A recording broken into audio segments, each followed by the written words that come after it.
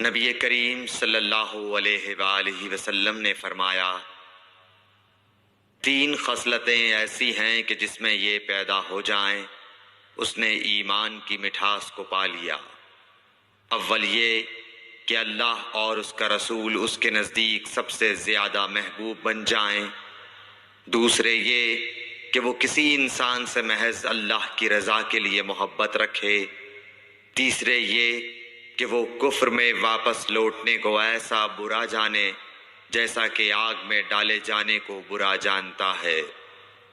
صحیح بخاری حدیث نمبر 16۔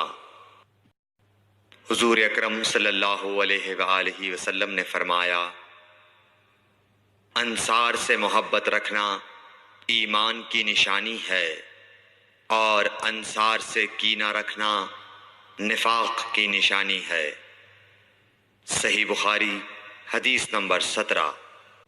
رسول اللہ صلی اللہ علیہ وسلم نے اس وقت جب آپ کے گرد صحابہ کی ایک جماعت بیٹھی ہوئی تھی فرمایا کہ مجھ سے بیعت کرو اس بات پر کہ اللہ کے ساتھ کسی کو شریک نہ کرو گے، چوری نہ کرو گے، زنا نہ کرو گے، اپنی اولاد کو قتل نہ کرو گے اور ناعمدن کسی پر کوئی ناحق بہتان باندھو گے، اور کسی بھی اچھی بات میں اللہ کی نافرمانی نہ کرو گے۔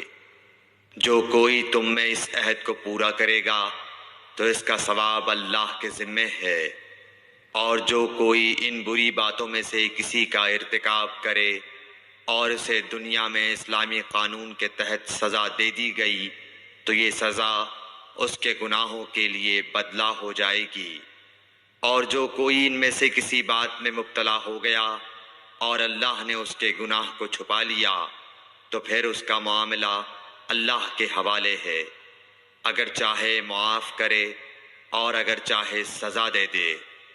عبادہ کہتے ہیں کہ پھر ہم سب نے ان سب باتوں پر آپ صلی اللہ علیہ وسلم سے بیعت کر لی۔ صحیح بخاری حدیث نمبر 18۔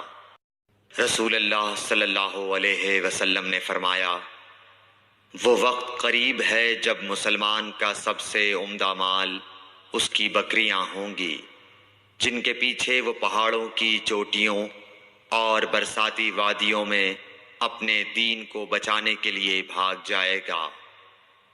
صحیح بخاری حدیث نمبر 19۔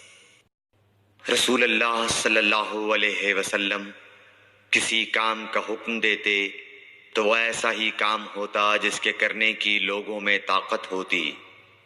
اس پر صحابہ کرام نے عرض کیا کہ یا رسول اللہ، ہم لوگ تو آپ جیسے نہیں ہیں، آپ تو معصوم ہیں اور آپ کی اللہ پاک نے اگلی پچھلی سب لغزشیں معاف فرما دی ہیں، اس لیے ہمیں اپنے سے کچھ زیادہ عبادت کرنے کا حکم فرمائیے۔